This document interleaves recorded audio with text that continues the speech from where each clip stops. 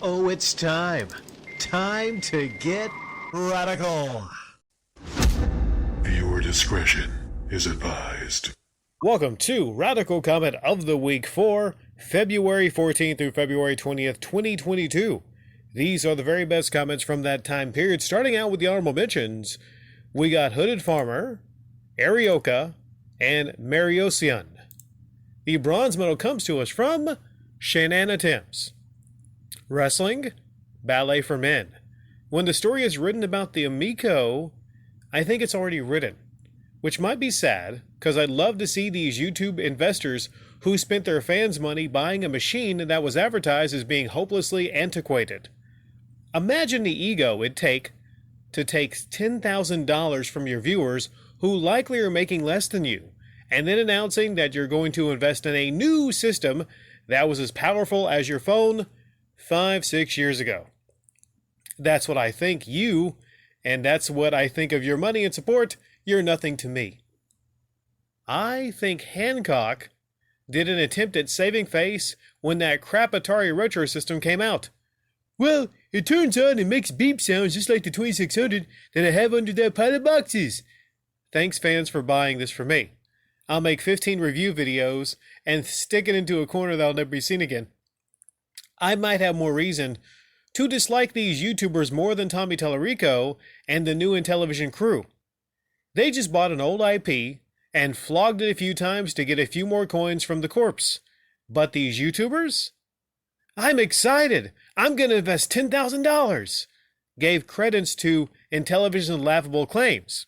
They legitimized a charade, which gave it traction, i.e., more media coverage, which would ultimately put it on Grandma's radar so she loses thousands of dollars worth of anti-dementia medication money down the road. First thing, wrestling. You say it's a ballet for men. Not entirely false, but a very bloody masculine ballet. You know, I've never seen anyone in regular ballet get put through stacks of flaming tables. So I'll just add that there. The story of the Amico. Is it already written? It's kind of sad. It's a sad story. It's not so much, I think, really the games or the console itself. It's how people were fooled. And the thing is, when the story is written on the Amico, you can't leave out the story of the YouTube shills. There were so many YouTube shills in the beginning, and then towards the end, there was maybe just a handful, but Tommy got to all these YouTubers, and the idea was, push it out. Show that you're investing $10,000. He got to these YouTubers, and thankfully, many of these YouTubers didn't have giant followings, so it didn't work exactly like Tommy planned. Now, when it comes to the charade you talk about, I would classify the Amico show YouTubers in two different camps. The one camp are those sad souls that actually truly did believe in a television Amico. They believed in the console, they really wanted it to come out, and they were excited about playing it. And then there's the camp of shill Amico YouTubers that knew pretty much it was not going to come out. They knew pretty much it was not going to come out, not even going to be even the smallest bit of a success, even if it did come out, which was a long shot. But still, they kept shilling. They kept shilling until the very end. So when these different YouTuber shills are classified, I think that should be part of the story. Thank you, Shanana Timms. The silver medal comment goes to Troy Bilko. Not surprising. Nintendo wants to sell you ROMs from emulators each console generation. It's all about making money to them. They went out of their way to force emulation websites to shut down while selling subpar emulated games on their own platform. People still love Nintendo even though their own business practices lead to inferior products often. I mean, they sold cardboard to people and everyone ate it up.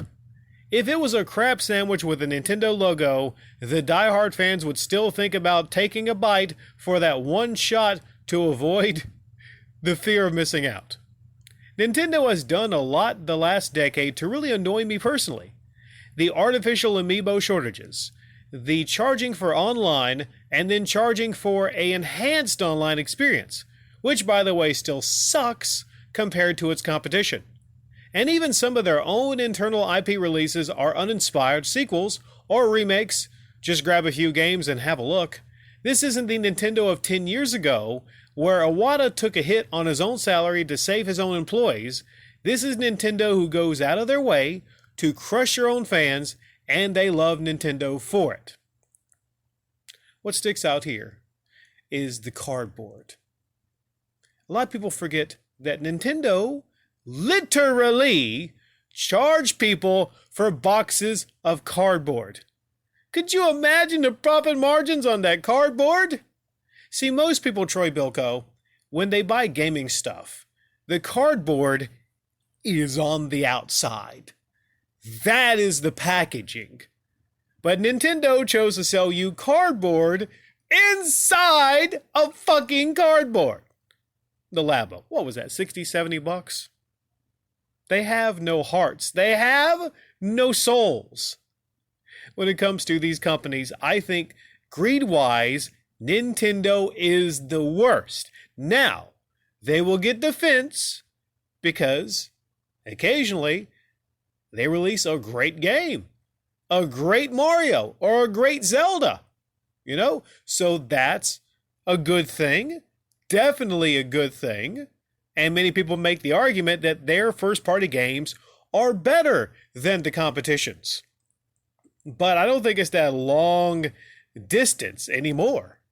Specifically, when you look at PlayStation, you look at God of War, you look at Horizon, you look at what Sony is doing. Microsoft, on their end, they have some games. They got Forza. Hey, Nintendo ain't got nothing like Forza. But yeah, what are they doing on the ROMs and the emulators? Well, they're trying to shut down, and it's in their legal right to shut down all these emulators and the ROM sites and whatnot. But they're doing that and not focusing on increasing the quality of their own experience, specifically when it comes to online.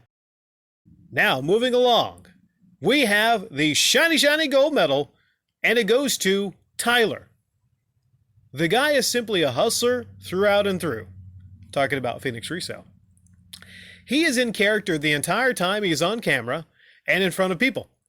His character can seem a bit uncanny because it's meant to seem authentic, but it's not quite him. Overall, he has his hustling business, which he has crafted a niche for in the video game market. On top of that, he is running a pretty successful YouTube channel. He is in the market of making money, and he is fairly transparent with his audience and the people he deals with in business, at least enough transparency where he doesn't come across as disingenuous. I can't speak for all of his dealings or videos, but there is going to be some off-putting business deals that really shouldn't have been broadcasted online. But nevertheless, these dealings found themselves online, and normally he probably wouldn't care, but because he has a YouTube audience, he has to maintain a level of business ethics, and he and many others wouldn't normally keep. That's not to say he lacked any business ethics before, but now that he is online, he has to keep himself to even higher standard. The only time I felt he was truly crossing the line was with the Wada incident, but thanks to Carl Jobst, that was exposed pretty quick. I honestly think Carl saved a lot of YouTube careers by exposing Wada so soon because it seemed like a lot of YouTubers were in the process of pushing this scam, and then he dropped this bombshell, and most YouTubers dropped Wada altogether. I say most because it did take Phoenix Resale a little long before he made a true departure from Wada. In a way, that's my take. Well, my take, even though I appreciate your take there, my take is simply that he is a weasel. He is a reselling weasel.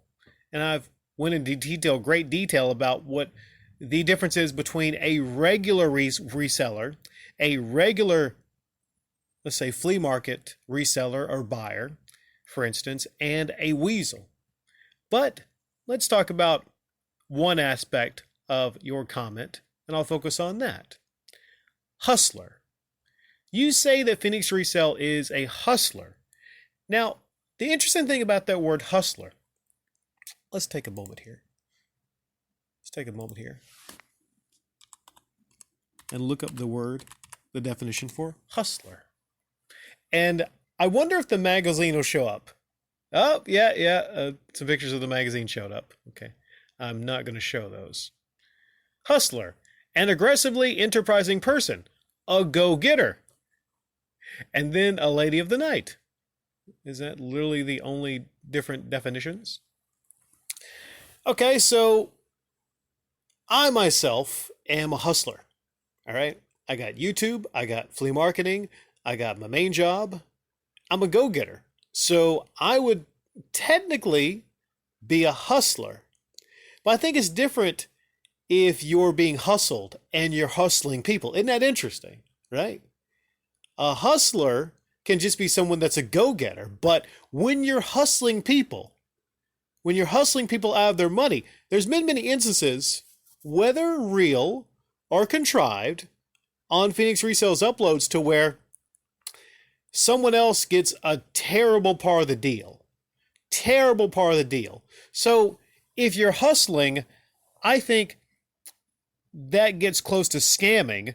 Let's say if you trade a Nintendo Switch for someone's entire GameCube collection without letting them know the value of their entire GameCube collection. I can't remember the games in that one box, and I think that was actually maybe a contrived upload, but if we're going to take it at face value, then that actually did happen. Phoenix Resale traded a Switch, which is like worth $300, for an entire GameCube collection, which maybe in the early thousands when it came out, maybe wouldn't have been worth nearly as much as it is right now.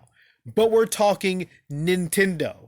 Retro Nintendo games. Oh! Right now, all YouTubers, everyone, all gamers everywhere, they're interested in getting the retro Zeldas, the retro Marios. That stuff is serious money.